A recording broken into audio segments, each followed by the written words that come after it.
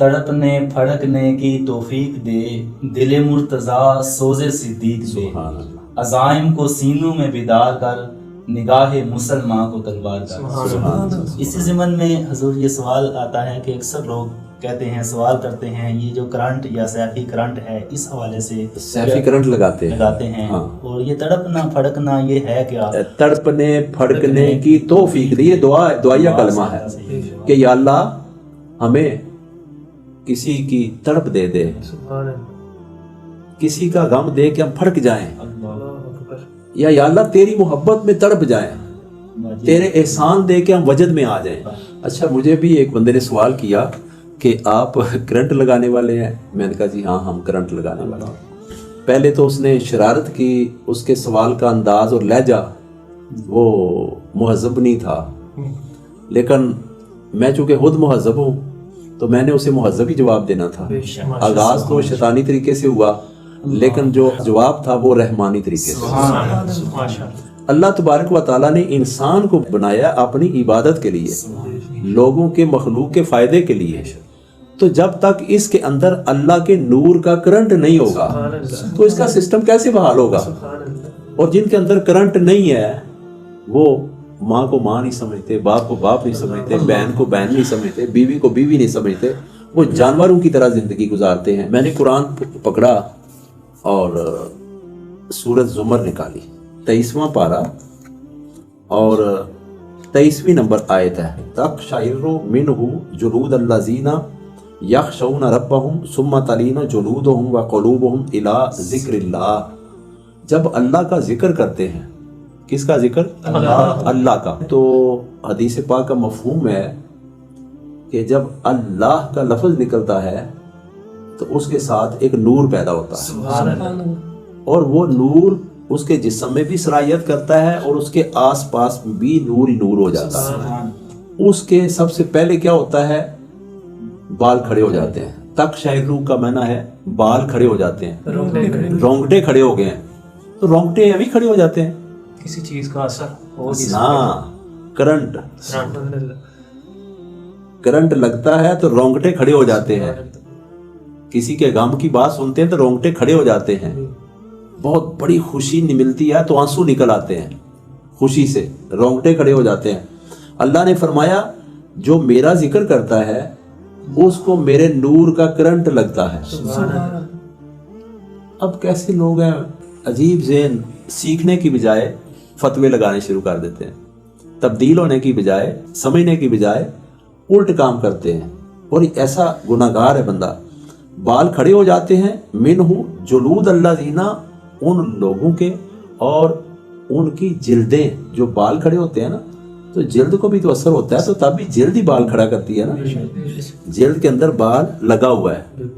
اب دیکھیں زمین کے اندر پودا اگا ہے، پانی نہیں لگا تو پودا آہستہ آہستہ مرجھا جاتا ہے، مرجھانے کہتے گر جاتا ہے نیچے، اور تھوڑا سا 2-3 ڈراپ جڑ میں پانی لگائیں اور کچھ ہی دیر بعد وہ کھڑا ہو جاتا ہے۔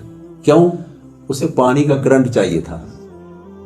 اب جو جلد ہے، جب اس میں ذات کا نام لیا دل سے تو دل میں نور لگا، نور پیدا ہو گیا دل میں، وہ دل خون سپلائی کر رہا ہے، وہ باہر بال تک جاتا ہے۔ اللہ فرماتے ہیں کہ باہر بھی نور آتا ہے، اندر بھی نور آتا ہے، تو قرآن فرماتا ہے تقشعر منہ جلود الذین، جب اللہ کا ذکر ہوتا ہے تو بال کھڑے ہو جاتے ہیں اور جلدیں کانپنے لگتی ہیں۔ تو جب کانپنے لگتے ہیں تو اسی کو تو کرنٹ کہتے ہیں۔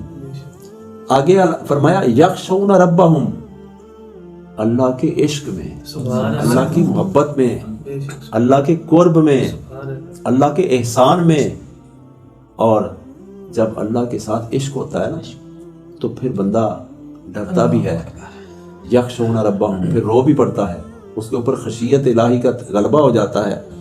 ثم تلینو، قرآن نے فرمایا پھر کیا ہوتا ہے، اگلی بات سنو، اللہ کے ذکر کی اللہ نے فرمایا یہی بات ختم نہیں ہوتی، ثم، اور پھر کیا ہوتا ہے، تلینو جلودہم، پہلے جلود کا معنی تھا باہر کی چمڑی، اب اس جلد کا معنی علماء کرام نے لیا ہے جو جلد کے اندر گوشت ہے، وہ اس کو بھی کرنٹ لگتا ہے، وہ بھی پھڑکتا ہے۔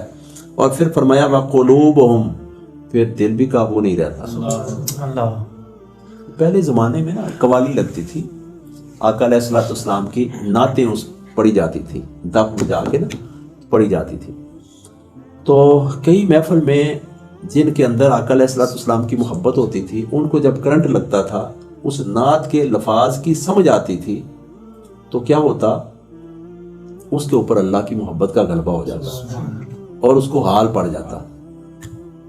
لوگ اس کو بڑا متبرک آدمی فرمایا کرتے تھے، جس کے اوپر حال طاری ہوتا تھا، الا ذکر اللہ، اللہ کے ذکر سے۔ اور جب میں نے یہ پڑھ کے سنایا نا، مجھے کہتا ہے جی وہ جو ہمارے مولوی ہیں وہ آپ کے بارے میں بڑے مذاق اڑاتے ہیں۔ تو میں نے کہا یار مولویوں کی بات نہ کرو، جو بھی کرتا ہے اس نے اپنا امتحان دینا ہے، میں نے اپنا امتحان دینا ہے، آپ نے اپنا امتحان دینا ہے، ہم کسی کو کیوں دیکھیں، ہم نے تو اپنی زندگی کو چینج کرنا ہے آقا علیہ الصلوۃ والسلام کی محبت کے انداز میں۔ تو پھر میں نے اسے کہا کہ آپ نے کشف المحجوب پڑھی ہے؟ کہنے لگا جی میں نے بڑی دفعہ پڑھی ہے۔ تو میں نے کہا پھر آپ نے کوئی نہیں پڑھی۔ میں نے کہا انہوں نے ایک باب پورا کرنٹ پہ لکھا ہے، وجد، وجود اور تواجد۔ میں نے کہا وجد کی بھی سمجھ آتی ہے، وجود کی بھی سمجھ آتی ہے، تواجد کس کو کہتے ہیں؟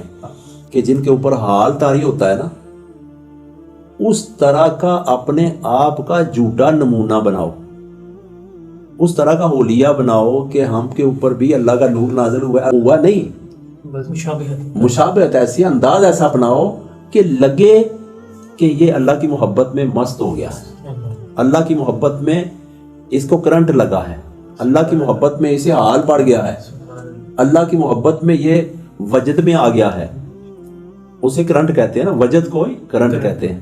یہ ہماری زبان کا لفظ ہے، دین کی زبان کا لفظ ہے وجد ہونا، اور کانپ جانا اللہ کے خوف سے، اسے بھی وجد کہتے ہیں، اسے بھی کرنٹ ہی کہتے ہیں۔ اللہ کی بات سنی، اللہ کے خوف کی بات سنی، وہ کانپ گئے۔ حضرت عمر رضی اللہ تعالیٰ عنہ کے بارے میں لکھا ہے کہ جب اللہ اکبر اذان کی آواز آتی تو حضرت عمر رضی اللہ تعالیٰ عنہ کا رنگ صورت بدل جاتا اور رو پڑتے اور کانپنے لگتے اور محفل سے اٹھ جاتے۔ صدیق اکبر رضی اللہ تعالیٰ عنہ کا یہی حال تھا، حضرت عثمان غنی رضی اللہ تعالیٰ عنہ کی، مولا کائنات کا بھی یہی حال تھا۔ اور میں نے اسی حدیث کی کتاب میں پڑھا کہ حضرت ابراہیم علیہ السلام کے بارے میں اللہ نے بڑا لکھا ہے۔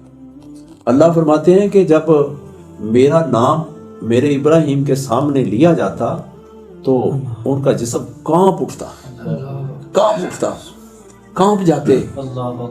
اور جو ہم تراویحوں میں تسبیح پڑھتے ہیں، سبحان اللہ ذی الملک والملکوت، اللہ تعالیٰ نے فرمایا کہ اے جبرائیل جاؤ ذرا میرے ابراہیم علیہ السلام کے باہر دروازے پہ میری صفت تو بیان کرو، میری شان تو بیان کرو۔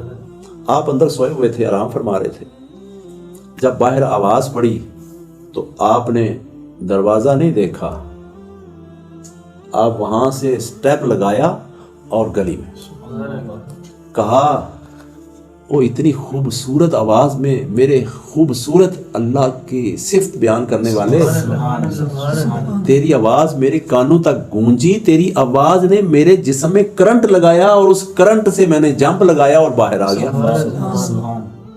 یہ ہے عشق، یہ ہے وجد، یہ ہے تقشعر روح، یہ ہے منہ جلود الذین، یہ ہے یخشون ربہم، یہ ہے ثم تلین جلودہم وقلوبہم، یہ ہے الہ ذکر اللہ۔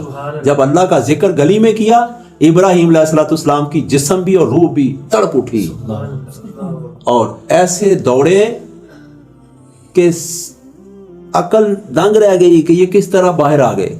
جو عشق اور مستی والے ہیں، جو عشق اور مستی والے ہیں، یہ ان کا انداز ہے۔ تو اللہ نے یہ انداز قرآن میں بیان فرمایا۔ نمرود نے آگ بھڑکائی، ابراہیم علیہ السلام کو اس میں ڈالا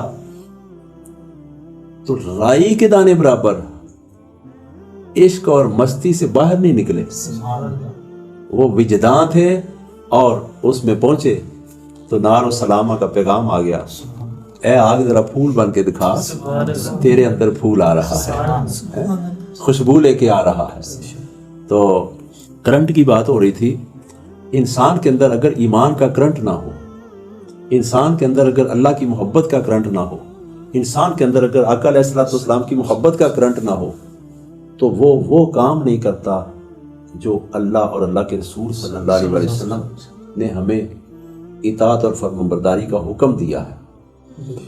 اور سلسلہ سیفیہ ایک ایسا سلسلہ ہے جس نے عین قرآن کے مطابق روحانیت کا کام کیا۔ سبحان اللہ، بے شک میرے پیر و مرشد نے ایک لمحہ ایک ادا بھی قرآن اور شریعت مصطفیٰ صلی اللہ علیہ وسلم سے باہر نہیں تھی۔ یہی وجہ تھی کہ جس کے اوپر بھی نگاہ کرتے تھے اس کی نظر کھول دیتے تھے، سبحان اللہ، اس کا سینہ کھول دیتے تھے۔ سبحان اللہ، اب میں نے دیکھا کہ بھٹی میں لوگ اتنے برتن بنا کے ڈالتے ہیں، آگ لگاتے ہیں، شام تک سارے پک کے باہر نکل جاتے ہیں، لوگ اس سے فائدہ حاصل کرتے ہیں۔ یہی حال تھا، 1000 آدمی گیا نا میرے پیر و مرشد کی خدمت میں، آپ نے سب کو سینے کا فیض القاء کیا اور نظر کی زبان نہیں آتی، سبحان اللہ، بے شک ان کی زبان اور ہے، بالکل، آپ سرکار کی زبان اور ہے۔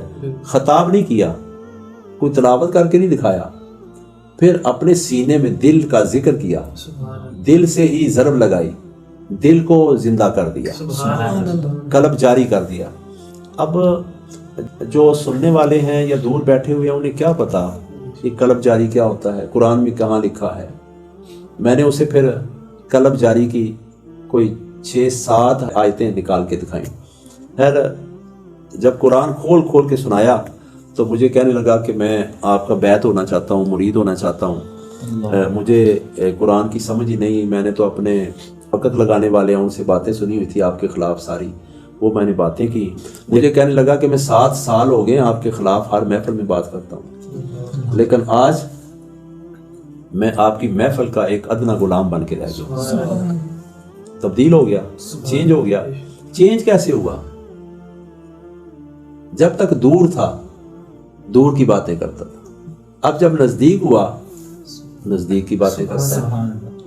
اللہ نے فرمایا وَإِذَا سَأَلَكَ عِبَادِي عَنِّي فَإِنِّي قَرِيبٌ، اے محبوب صلی اللہ علیہ وسلم آپ سے میرے بندے سوال کریں گے کہ اللہ کہاں ہے، فرمایا میرے قریب آ جاؤ، سبحان اللہ، اللہ کے قریب ہو جاؤ، سبحان اللہ، میرے قریب آ جاؤ، اللہ کے قریب ہو جاؤ، اتنی سی بات ہے۔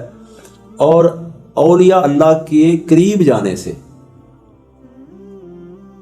بندہ اللہ کے قریب ہو جاتا ہے۔ وہ مذاق کرنے آیا تھا، مجھے کہتے جی مجھے توجہ کرو، میں نے سامنے بٹھا کے اس میں ذات اللہ کی ضرب لگائی تو اس کے جسم کانپا ایک دفعہ۔ پھر کیا ہوا؟ کہنے لگے میرا جسم کانپ گیا ہے۔ میں نے کہا قرآن میں کیا لکھا ہے؟ قرآن میں کیا پڑھا ہے؟ بے شک، کہنے لگے میری تو عقل دنگ رہ گئی ہے۔ وہ قریب آئے تو عین الیقین ہو گیا، قریب آئے تو عین الیقین ہو گیا، اس کے اوپر وہ حال طاری ہوا، کال سے نکلا، حال میں پہلے طنز کر رہا ہے، مذاق کر رہا ہے، بڑے بکھیڑے بنا رہا ہے، لیکن جب قریب آئے تو اس کے اوپر جو اللہ تبارک و تعالیٰ کی طرف سے اس میں ذات اللہ اللہ اللہ اللہ کی تجلی آئی تو کانپ اٹھا۔ تڑپنے پھڑکنے کی توفیق دے دل مرتضیٰ آئے خائے۔